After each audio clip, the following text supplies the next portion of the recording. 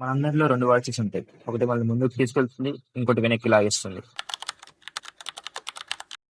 ఎందుకు స్టార్ట్ చేస్తారు? ఫెయిల్ అయితే అందరు నవ్వుతారు. ఫెయిల్ అయ్యామంటే ఒకసారి ట్రై చేసామని అర్థం. అదే స్టార్ట్ చేయకపోవడం అంటే ఆల్రెడీ ఫెయిల్ అయిపోయినట్టే. నీకెవరు సపోర్ట్ చేయరు. అందరూ వాళ్ళ వాళ్ళ లైఫ్‌లో బిజీగా ఉంటారు. సపోర్ట్ అనేది జర్నీలో తర్వాత వస్తుంది.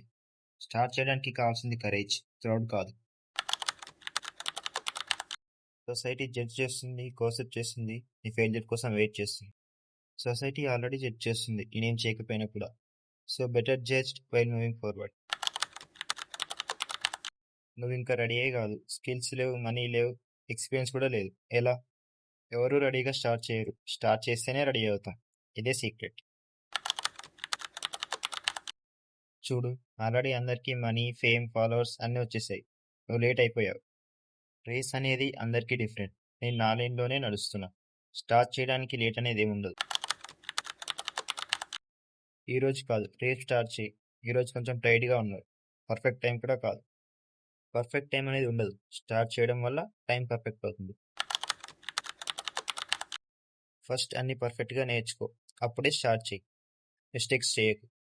మిస్టేక్స్ చేయడం వల్లనే లెర్నింగ్ జరుగుతుంది. పర్ఫెక్ట్ అవ్వడం జర్నీలో ఉంటుంది, బిగినింగ్లో కాదు. లాస్ట్ టైం ట్రై చేసి ఫెయిల్ అయ్యావు కదా, మళ్ళీ ఎందుకు ట్రై చేస్తున్నావు? పాస్ట్లో ఫెయిల్ అయ్యానంటే ప్రజెంట్లో సక్సెస్ అవ్వకూడదని రూల్ లేదు కదా. ఫెయిల్యూర్స్ అనేవి ఫ్యూచర్కి ఫౌండేషన్ లాంటిది. లైఫ్ ఇప్పుడే బాగుంది, మళ్ళీ స్ట్రగుల్స్ ఎందుకు? సెటిల్ అయ్యి ఎంజాయ్ చేయి. కంఫర్ట్ జోన్లో గ్రోత్ ఎప్పుడూ ఉండదు. నీ కంఫర్ట్ని బ్రేక్ చేస్తే నీ లిమిట్స్ కూడా బ్రేక్ అవుతాయి. రిలేటివ్స్ ఏమంటారు? నీకు జాబ్ ఉండాలి, డిగ్రీ కంప్లీట్ చేయాలి, స్టేబుల్గా ఉండాలి, లేదంటే మంచి పేరు కూడా పోతుంది. రిలేటివ్స్ గురించి పక్కన పెడితే ముందు మన లైఫ్ బెటర్గా ఉండాలి కదా. నా హ్యాపీనెస్, నా గ్రోత్ వాళ్ళ ఒపీనియన్ కన్నా ఇంపార్టెంట్. మేబీ నువ్వు టాలెంట్ కాదు. Some people are just not made for success. Talent కన్నా ఎక్కువగా హార్డ్ వర్క్ మ్యాటర్ అవుతుంది. సక్సెస్ని డిజర్వ్ చేయడానికి ఫస్ట్ నేను ట్రై చేయాలి కదా.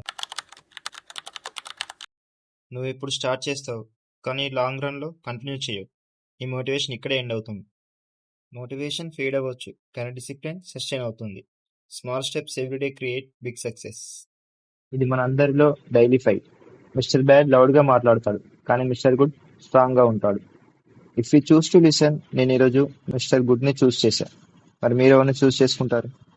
కామెంట్ చేయండి.